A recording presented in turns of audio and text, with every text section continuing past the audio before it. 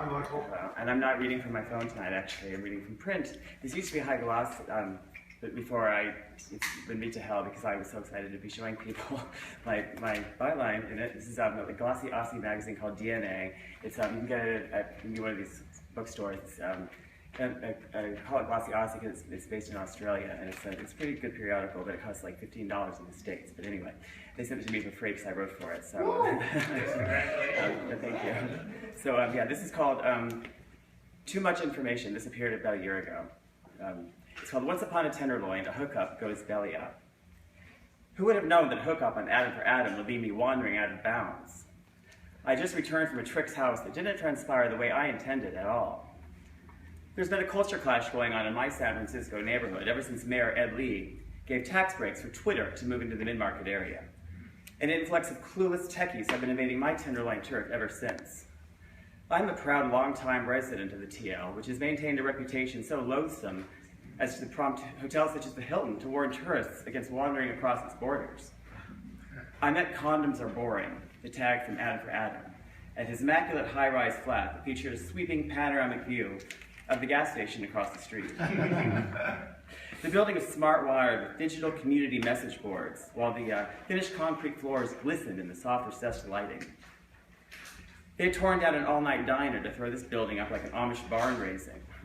The greasy spoon that was now gone had been the only place you could get a milkshake at 3 a.m. But my mind snapped back to the present when I was greeted by my host, who opened the door in a towel. Or was that a sarong? Brian was a 28-year-old fireplug mesomorph with a tight little ass. Based on his cautious list of questions posed in our cat and mouse chase online, I figured something might go awry. I should have realized that. Before committing to hooking up, he wanted to know A, if I bathed recently, B, what drugs I did, the way I did them, and if I had any of my own. The latter questions were posed like he was playing a chess game. One wrong answer on my part could be a potential deal breaker, so I tried to watch what I said and tried not to sound too snippy in my retort. He was trying to find out basically if I shot or smoked crystal meth, but would it come out and ask me directly? So at the time, I thought, oh great, another lightweight, I thought to myself, because I preferred to party hardcore and get right to the point, you know, with needles.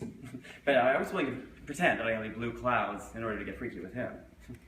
So when he saw the number 5150, he asked about the number 5150 emblazoned in stencil on my biceps. I have a tattoo of it. I said, oh, you don't know? He shook his head cluelessly. I said, well, it's the California Penal Code for being a danger to yourself or to others. You've obviously never been institutionalized in a psych ward.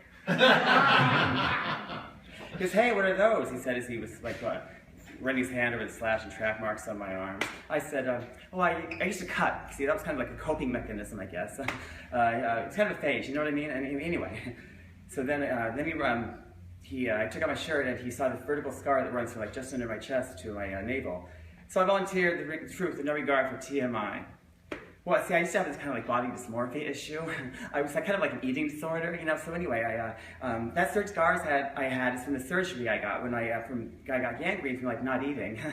Anyway, so his eyes averted to something around across the room, and I sensed a shift in the climate. Well, anyway, I figured this was as good a time as any to break the news that although I was ordinarily a versatile flip-flopper, I wouldn't be able to bottom for him tonight because I just had surgery the week prior. There, he asked? Yeah, there, I said as I slapped my ass in exclamation. He mercifully didn't ask for details, and I refrained from elaborating. I shuddered to imagine what he would think of me if he knew the truth. The deal was, I'd just undergone anal dysplasia surgery to remove high-grade precancerous lesions that were a result of catching HPV, aka condyloma acuminata. That sounds so much more glamorous than anal warts, which is what I caught 7 years prior, you see. I remember how horrified I was when faced with that little bit of news at the STD clinic. They wouldn't be so easy to cure as chlamydia or gonorrhea, both of which I just experienced as a result of a whirlwind affair slash sling slash obsession with the first guy I met after I serial committed HIV. Anyway, so from Easter to the 4th of July 2007, I graduated from being smitten to stalker, slashing his tires, before falling into an old habit of slicing my wrists up with razor blades in order to qualify the pain. To say that situation and subsequent wreckage was the worst emotional fuckwitch I had ever... All the lovelorn Romeos I had ever pined over couldn't hold a candle to the one that ultimately burned me. But that had happened a very long time ago, and I was more concerned at the moment with the prospect of getting through the next 3 months without making myself available to be fucked. Because my blocking papers from UCSF Hospital had clearly stipulated I wasn't to engage in anal intercourse, or receptive anal intercourse, for at least 90 days. The news was fresh, but I had already begun resigning myself to its reality and was actually getting used to the idea of IAI, or strictly inserted anal intercourse, i.e. being a top. I had been at bottom longer than I had been versatile because I didn't start getting appreciated for my dick until I was growing out of the chicken coop, if you know what I mean. I was used to being pigeonholed, no pun intended, up to the Twinkie bottom up to then. But once I realized I had a commodity that could really work to my advantage in the gay sexual marketplace, being versatile was the way to go. So anyway, my prowess for all its merits was evidently lost on my current companion, judging from the way he mechanically turned his attention back to the already tuned Adam for Adam and what looked like a bunch of Camp 4 windows. Well, that sucks, he said. I wanted to fuck. Well, yeah, I'll fuck you, I said, trying to keep the exasperated duh tone out of my voice. So I settled back in the living room pool and appreciated the opportunity to jack off to his vast collection of porn, all of which were genres and studios I had never seen. Suddenly, my meager, threadbare little efficiency of the tenderloin didn't seem all that special. Perhaps it was my impending 40th birthday that sat on the calendar like an anvil hallmark on my quarter-life crisis. I harkened back to all my previous life crises, all the while stroking. Help yourself to the cock rings, he offered, pulling out a plethora of various materials and sizes. Leather snap-ups were lined with an assortment of leather cushies and stainless steel CBT devices.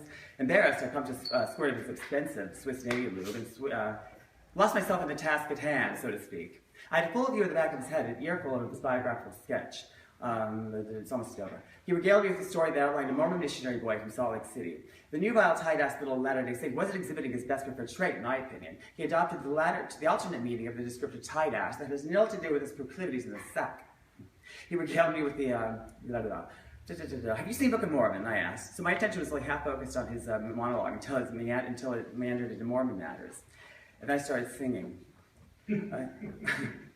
Andrew Reynolds is so hot. Anyway, my longtime crush on the Broadway actor and co-star of the defunct normal sitcom overtook me. Hello, my name is Elder Price, and I would like to share with you this most amazing book. I harmonized. I haven't seen it, he continued. Have you heard about the All-American Prophet? And God said, Joe, what people really want to know. I haven't seen it, he interrupted. It is, anyway. Oh, Elizabeth Smart. I shared my great collection of that blonde angelic harpist who was kidnapped by the freaky family handyman and then forced to amble around Salt Lake City with a shell-shocked wife for 90 days. Remember that? Anyway, that happened in 2002. So this is one on. And then aside, so what do you say you do for a living? And then he launched into this sob story about he was this close to walking out of eBay until he paid him what he was worth. So realizing I was laid out in the lair of techie scum, my dick instantly went south. Isn't that in the South Bay? I asked. How do you get to work? Well, my car. What else? Do you think I take Caltrain? He laughed.